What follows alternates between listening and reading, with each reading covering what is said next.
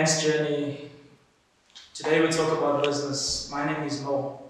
And I'm Tshepo. Thank you very much for joining us today on our episode of A Man's Journey. Today we'll be focusing on business and the woman within business. And we have Frank here to be telling us a bit more about the details about being a business person. And the ladies will be speaking about their businesses personally. Thank you for joining us today. So, guys, for the people who don't know you, please just tell us a bit about yourselves. Frank, let's start with you. Okay, my name is Frank Morgan. Attorney, an entrepreneur, and a public relations expert. I'm an associate at O'Higgins Attorneys. I also run a security company called Lion Guard VIP Security, and also Frank Morgan PR. So I'll be here today discussing the legal parts of opening a business and everything that a young person would require to just get into business and make it as an entrepreneur. Engage. Hi everybody, my name is Portia. I'm born and raised in Westbury. Also entrepreneur, business owner of Portia's One-Stop Events, as well as a little point restaurant called The Furnace up in Melbourne. Okay, thank you, Miss Gladys. My name is Gladys Cayley. I was bred up, everything in Western Native Township, popularly known now as Westbury. I started this unique company called the Place Tourism Hub. It was on the 1st of August 1998 when I just came back from France. France World Cup. That's when South Africa was readmitted into the international arena. And I didn't realize that it happened during a Women's Month. And just the other day we were celebrating 22 years. Wow. 22 years in business. It's been a terrible journey of late. This 4 months has been hell. Congratulations, they are 22 years reaching that milestone. Yeah. So we're going to start with Frank. We're going to start about how business actually starts. So Frank, tell us a bit about where do you start if you want to start a business? Alright, that's a good question. So with opening up a business, you need to have a few things in mind. So usually it starts with an idea. You have to have a business idea. After you get your business idea, you need to pick up a business name. Yeah. So the business name must be unique, peculiar and different from every other existing business. Then you need to think about what we call business registration in South Africa. So this is something that happens whereby you bring in your details and you go up to CIPC. So CIPC is generally known as Companies and Intellectual Properties Commission. So CIPC partners with SARS. SARS is the South African Revenue Service. So those two institutions together help entrepreneurs and people who want to go into business register their companies. So when you do have these documents in place, you can say you already have a business, basically. Okay, great. Thank you for that. Now, Portia, in terms of business, your business started out in a weird way. Please tell us about how you actually got into starting your business. Yeah, I was just listening to Frank. He basically covered the more serious side of the formalities. On my end, however, I first got to play around with getting my hands dirty before I did. I actually concluded on all the formalities.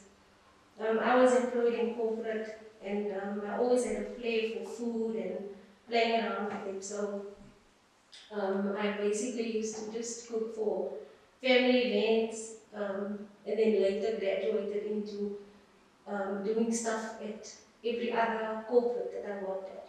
So that basically allowed me to enhance, if I can say that, while still experimenting with the passion per se. And only later on I got to the formalities in terms of a business plan, registering your business and taking it forward that way.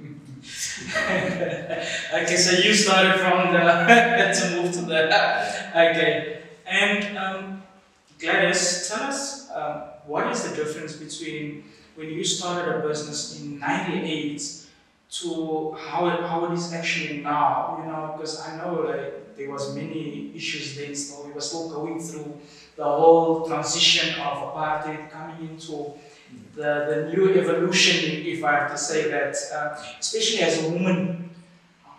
Mine was, at the beginning, it was a passion because I'm into sports. And being a brand ambassador, I traveled the world. And not my later years of traveling, I went to this France World Cup because I simply love football. And out of my own pocket, because nowadays it's just facilities that's working. And we were 8 friends of us, and we decided, look here, we are going to see what a World Cup looks like. We just see it on TV, we follow Netherlands, we follow Brazil, we follow all these countries, and we just wanted to like experience the same thing. And together with my husband and a few friends, we decided, let's go. No budget in place, nothing. I just resigned from my bank. I was a banker by profession. Used to work for FNB, the film department.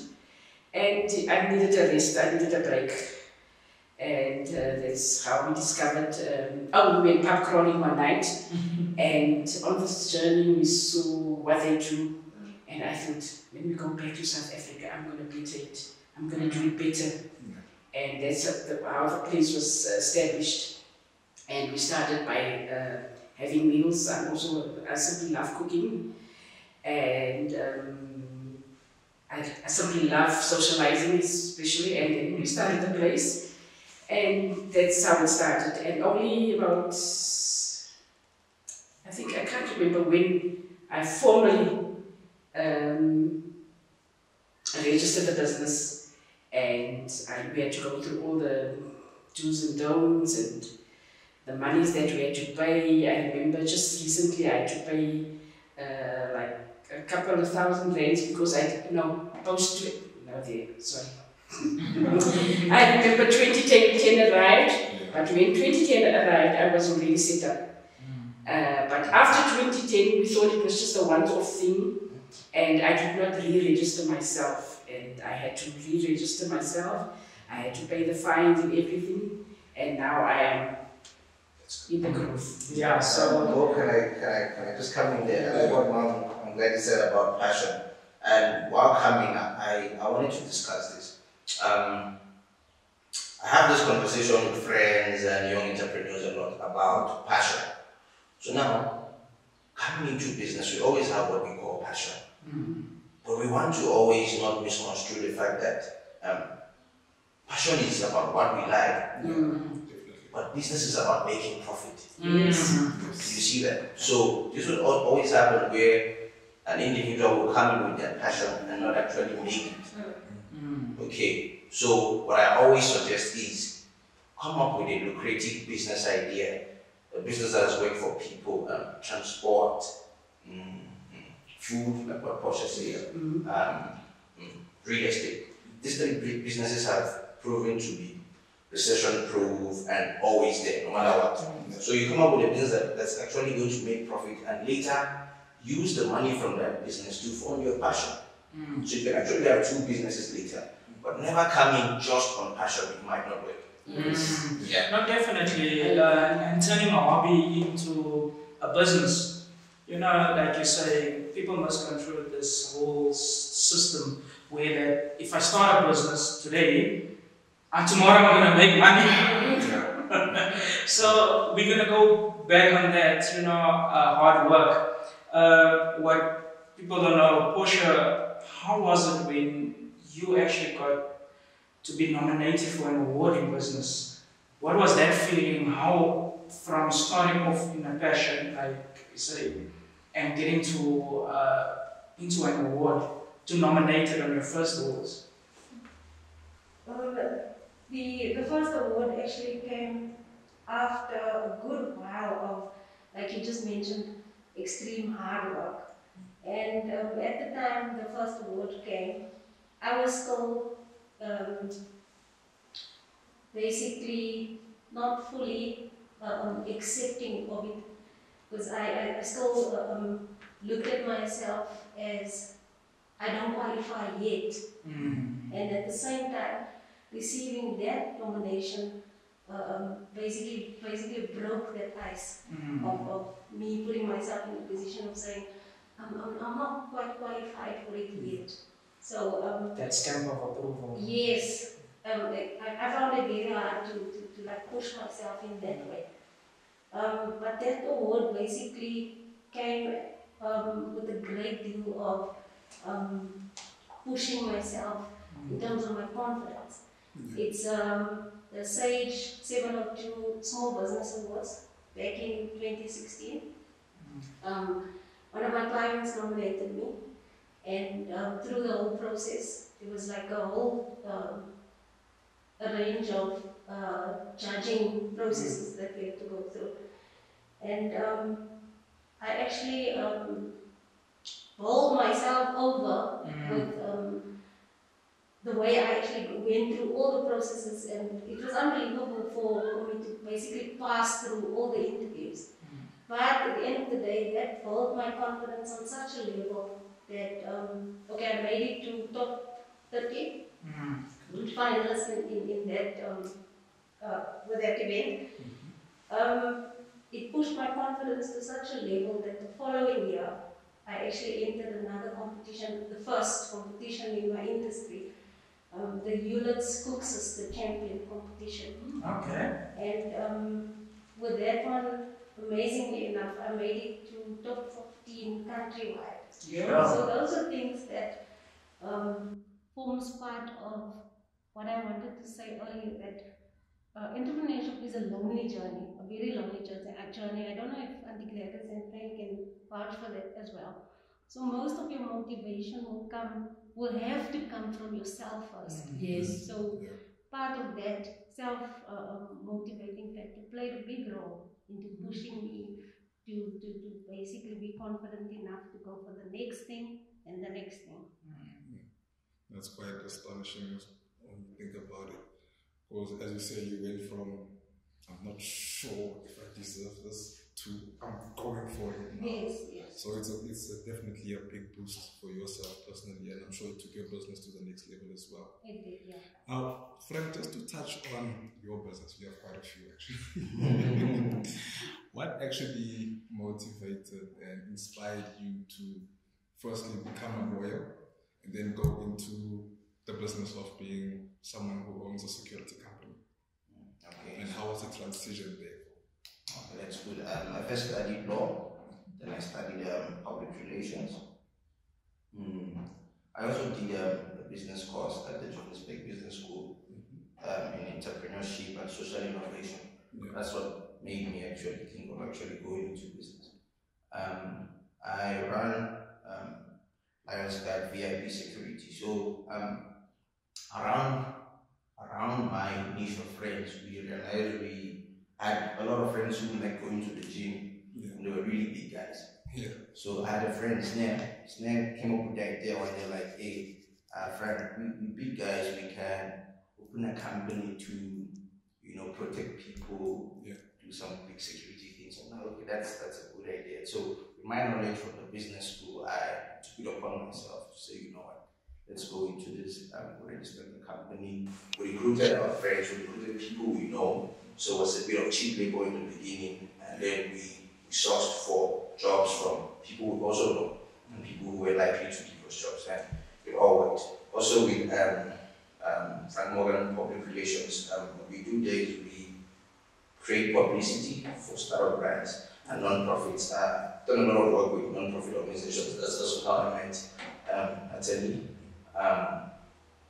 Non-profit organizations are a very core part of the society, and they actually need that publicity and that awareness, people to know about what they do, which helps them get funding, which helps some stakeholders come into it. So yeah, it's been a good journey so far. Yes, it's been a good journey so far. That's great, man. That's great. As we're celebrating Women's Month, independence of women, as a female, Gladys, you are also an ambassador for the Football Yes. Association. You also host soccer, everything soccer, everything football. Everything sports. Yeah, your journey into becoming that woman, because women are not interested in sports. No. Like, it's not mainly the men who's going to sit there and watch the football. What has inspired you to become that, or push yourself towards that? You know, it's not a difficult one, but it's also what inspired me the most is people coming back to my establishment. People writing in my visitors register. People, especially overseas guests. I've got this special group. They're from, I call them special because they're from Mzingo group, yeah, they're from the USA. And it's all PhD students, and yeah. And believe me or not, they support me. They are my big supporters. They keep food on my table. And the last time they were in South Africa, it was in November. In South Africa at the place, it was in November. And that is when I started feeling the pinch. Because it was the recession, it was load shedding, it was the coronavirus, and yeah. And for this past 6 months for me, it's been the hardest. It was the hardest, but I'm somebody that does not give up. I've been struggling for 22 years. I've been doing a lot of, as I always call it, part of my social responsibility. I've been working with NPOs a lot. I've been doing soup kitchens out of my own pocket, although I don't get the profits. But like I say, I do it for the love of the beautiful game. And the passion is there. And it's still alive. You've had some great people that came and sat in your very establishment in terms of football, the top guys, Yes. So you're very fortunate in that, when we come back, so you mentioned coronavirus. I know it's been hard on many things. I know what else innovative, if I may, I'll start at Frank, and then some innovative ideas or things that you have done to overcome certain sections of the effect of coronavirus. Okay, that's a good question. Basically, the whole virus situation hit many industries really hard. Even with the legal industry, we had to stop going to courts, had to stop consulting with clients one-on-one. It was a bit difficult embracing the whole Zoom thing. Yes, but I also remember that before the virus happened, I had a friend who's in IT who told me about having a virtual website where you could actually speak to clients from home and still charge a consultation fee without them coming to your office. I ignored that guy. Yes, I did ignore him. And I wish I actually took that information serious at the time. Because now, Zoom made all this money that an entrepreneur could have made. Yes, that's what happened. So, people having to send meeting IDs, okay, we can have this meeting at so time. It's been a bit daunting, but we were going to have to adapt. We're also going to have to continue to be innovative. So basically for me and my industry, we've accepted that we have to speak to clients online. It's not as profitable and as lucrative as it used to be, but we'll find out. You might yeah. And in the events industry, I know your restaurant has been through ups and downs with this whole levels of coronavirus. How has that been affecting you, or what innovative ideas have even pushed further into survival? Because we all run into survival mode. Sadly, the reality of it is that it has been a hard hit because it came suddenly. And then in my case, for example, I had big corporate orders. I had weddings that were booked that obviously had to or basically weekly farewells, it basically led to you having to communicate with the client on a more compassionate level now than before, because you need to basically filter out, is this event going to get cancelled or just moved, and you have to go with what the reality of the whole thing is. What does the president say about moving forward? How quickly can we move forward or stay in the rut that we are? So it ended up in most of the events being cancelled.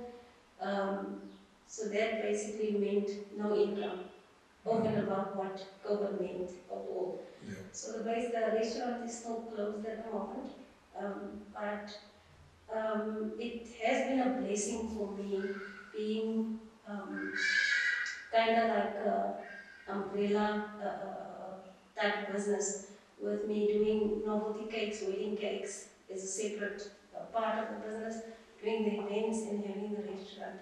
So I was fortunate enough to spin it and then still tap in somehow in some of the income streams. So I've been keeping busy with the cakes, and now gradually, according to the rules of the country concerning COVID, I'm slowly moving back into offering the food that I used to serve on a delivery basis now. Yeah. Okay. That's Mine was, now that Corona came so abruptly and it spoiled my business abruptly, I had to go in this mode of compassion, giving back to my community, and especially the youth. I simply love the youth. What I'm doing right now, on 5 occasions I've made soup. One day I made stumblings and beans. You know, I made different meals for them. And without even a register, the minute they see my white Golf, I call it my white bicycle, the minute they see the white bicycle come around the corner, to my mother's premises, obviously at home in Klipspruit, and they don't even wait for me to unpack the stuff, and you must see them, oh, you'll cry. You find a 3-year-old girl having a 2-year-old baby on the side coming to collect the food parcel. Just a cup of soup and a roll, or maybe just a plate of food. And it breaks my heart to see, you know, what this COVID also did to us. And and most of the time what I do, I leave a lot. The papers that I don't finish up, I leave them. Like this weekend is a long weekend, I'm gonna catch up. And I do a lot of notes, you know, how to improve my business, what more to do, who to approach. And I'm one of this person. I don't like to be a beggar. I don't like to go ask. I want you to see for yourself and say, hey, look, this needs that. And I've got a lot of offers, but I've got the silly pride. But now in these times, I'm very much sure our pride we need to put in our pockets. Thank you. Yeah. Thank you. It's actually quite astonishing that although the whole COVID-19 has affected a lot of businesses, it has brought out people's compassion. Yes. Especially with what you're doing, Andreas. Portia, you as well actually are running with a group of ladies on a feeding scheme. Please tell us a bit about that. Yeah, I actually have to mention that I'm a extreme or a huge fan of God and what He's done in my life and my journey. So somehow, by His grace, you know, my mind was thrown off track seriously with the whole COVID thing, thinking about permanently closing the restaurant, how am I going to move forward. And I actually got to a point where one day I actually really felt like I'm going into depression mode. And I had a conversation with Auntie Bridget of the Youth Center. I said to her, you know, today I actually feel like I'm getting depressed. I don't know what symptoms or whatsoever qualifies for you to go into depression, but it seriously feels like I'm getting depressed. And Funny enough, the very next day, a friend of mine sent me a message to ask me um, about a feeding scheme. And I started questioning her, and it was kind of like somehow probing me with the question of asking for my help. Basically brought life into me again. Because my mind was all over the place. Like, how am I going to move past this? You know, everything just feels like a dead standstill, and I don't know how to move forward. So, with talking in such a different conversation about food, it was kind of like an injection, you know, to bring me to life again. And I questioned her, and how do they want to do this? What do they have at the moment? And I ended up pitching in, saying to her, I have all this equipment that's standing still now. Please use the equipment, and if you guys are up for it to have me on the team to help cook, I will gladly do it. So we started off with 3 of the ladies pitching in with 200 rand each. We bought meat for the first meal. Our aim was to basically feed 100 kids, and we ended up on the first day feeding 249. Wow. It felt like such an achievement, and we just from then on kept pushing. The next feed increased to 300 and something, the next one to 400, and with everybody at that time being in the compassionate mode, I just basically sent out, I followed and I created a logo picture. I put the message together and I sent it to my contacts, and it just spread from them. And we started getting donors in from a personal capacity, like friends of friends, and even some of the clients pitched in, and in no time that thing just blew up. So on that note, you were saying like pitching in. Is there any way or of our viewers, if they would like to pitch in or share or donate to those causes, how can they get hold of the organization or yourself? Okay, ours, we ended up calling it Westbury Feed a Child. We didn't go very public with it because we didn't want to be seen as in everybody just wants attention now with feeding and all that. So we were not on radio or any social media platforms. We didn't post pictures whatsoever. We just continued doing the work. But we are called Westbury Feed a Child. For any person or interested in donating, we basically concluded on the fact that we'd much rather have you give us ingredients and we'll make the food. Yeah. So no money involved. But if it is that they do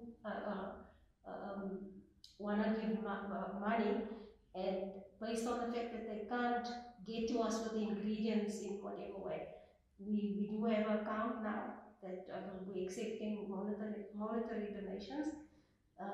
But I can be contacted on 071 239 2038, or the most perfect person to speak to is Auntie Bridget at the youth center. They can personally come speak to her and also leave whatever ingredients that they like to donate. Good stuff. That's great work, man.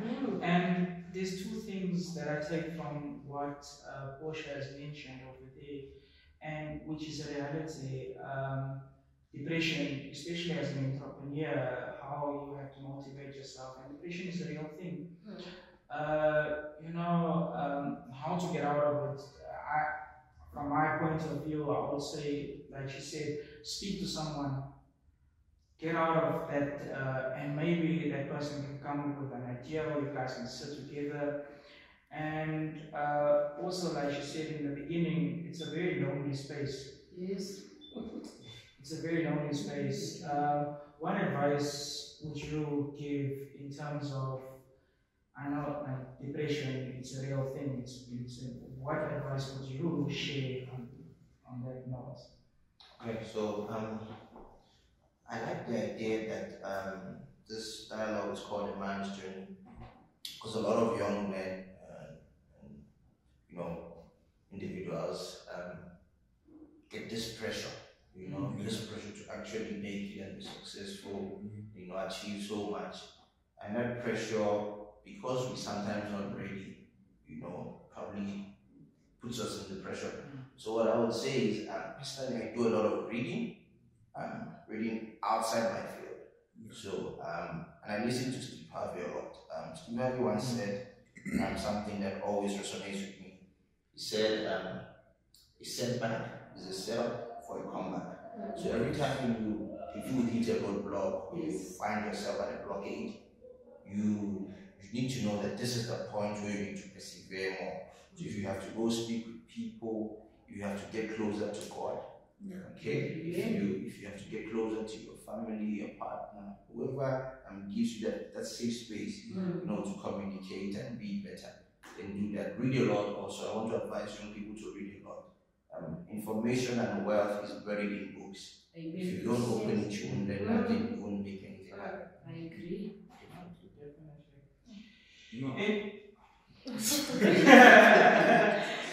Any last motivation and letters for our youth? I know you like, because youth, I know youth is your passion. Honestly, I've seen it. Any advice or motivation or inspirational quotes for our youth out there? Our youth must just keep reading. Reading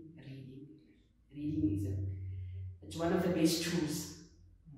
You know, this will follow your dreams, because they follow somebody else's dream. They make somebody else a demigod. They make somebody else a role model, and I don't like that. I believe in reading. You know, that is why, you know, I will always tell them, just keep on reading. Take examples from home. Take example from Anthony. Take example from Portia. Take it from everybody. Let those be your role models.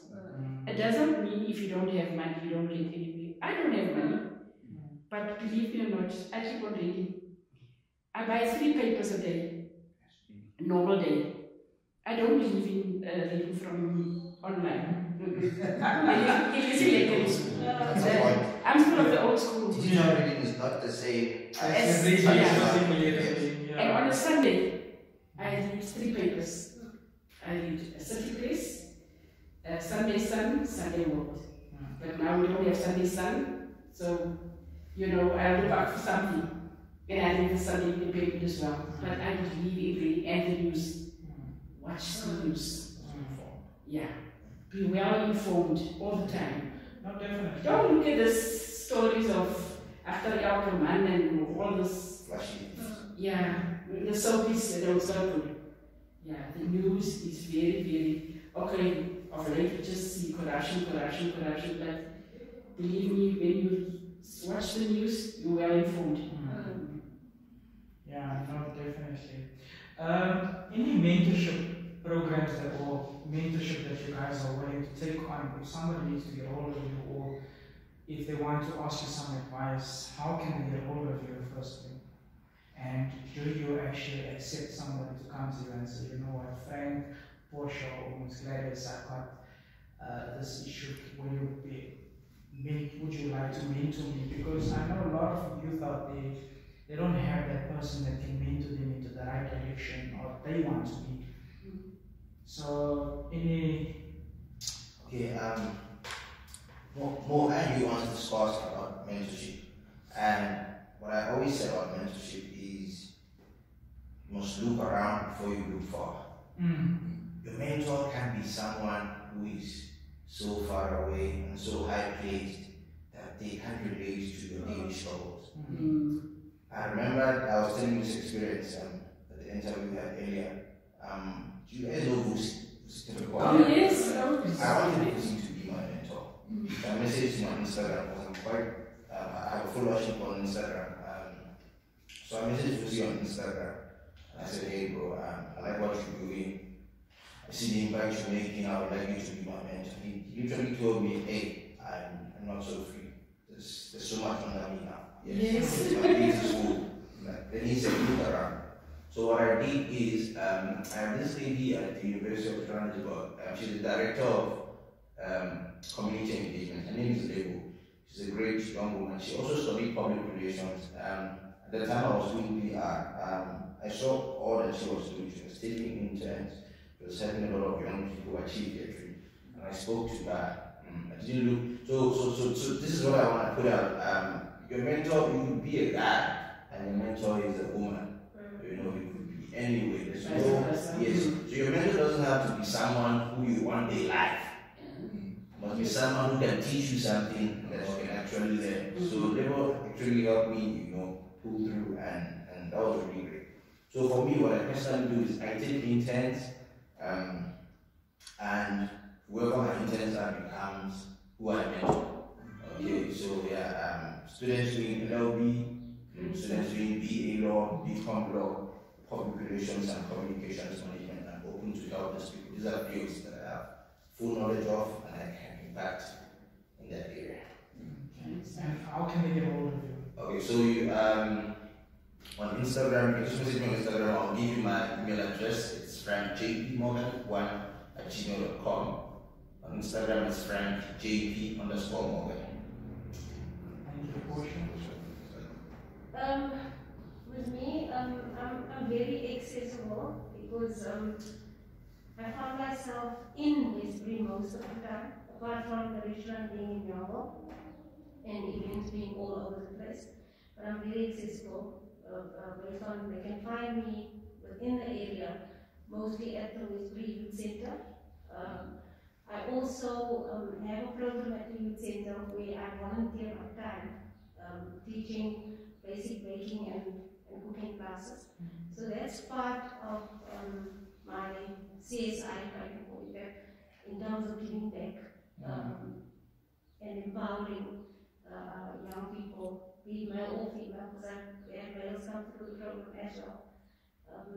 So that's one of the ways that I give back. No, I believe that you know, we don't know too much. Yes. Yeah. You always learn every day. Yes. Yeah. No, absolutely. Thanks, ma'am. And that's okay. The program running through the youth center is basically just youth based in terms of 18 to 35. Okay. But I am in the process of sorting myself out logistically to basically offer classes as well, and that would then include adult learning as well. There's a new opportunity that's arisen for me now with working with a new non-profit organization, also in the area, where I will basically be paid for lecture. Also to do with women empowerment.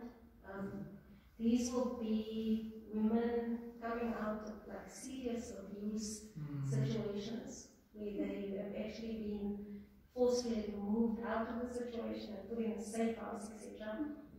So I'll be lecturing them with regards to the cooking and baking, and also help with their self-esteem and try and remind them or bring them back to that road of getting their dignity back and reintegrate them back into society again. So yeah, but I can they can get hold of me on 071 239 2038, and like I said, I'm a lot at the youth center, so they can easily find me through Anti-Bridget as well. My telephone number is 082 493 7426. I'm also on, I've got an email address, Gladys Gailey, all small letters, at gladysgailey@gmail.com, and my phone is 24/7 on. The only time that you can't reach me is when my phone is on charge, but it's not off. It's not off. But there comes a certain time of the night and I decide, and all my businesses and all my offers and everything that I got, it's always through word of mouth. But I'm also on Facebook and on WhatsApp. And interestingly enough, just the other day, God just opened another door for me. Last week, a lady by the name of Rihanna of the house, she phoned me. She says to me, Gladys, I need 30 people that we can give food parcels to and blankets. But we're not going to give those donkey blankets to the people, we're going to give it decent blankets. And within no time I could give her 30 people, but she needed 30 people from Westbury. And to be honest with you, one of the people that I thought of, it's a guy, it's a family member of ours, he's out in the streets, he's got nowhere to go, and I decided I'm going to look for him, and I'm going to give him that food parcel and the blanket. Yeah. We would like to thank our guests. You know, we didn't dwell too much on it also, but Portia's also been nominated for the Female Entrepreneurship. Congratulations on that. How and where you can vote for her will be announced later this month.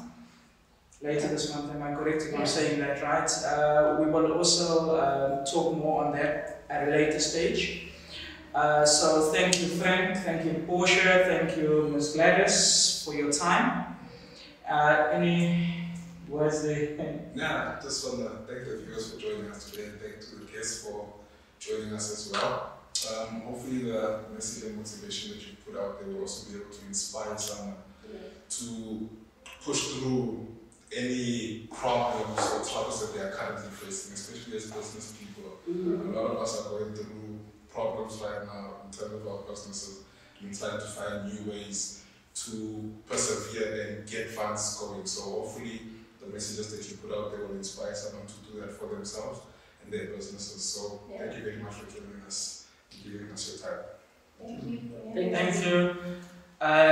You can subscribe for further on our YouTube page for any more shows or motivation if you require. We've got some lovely people that we have spoken to. You can also find us on social media, community media development. We are in the community, we are talking community stories, real stories, no one out of reach. So thank you very much. Thank you. Thank you.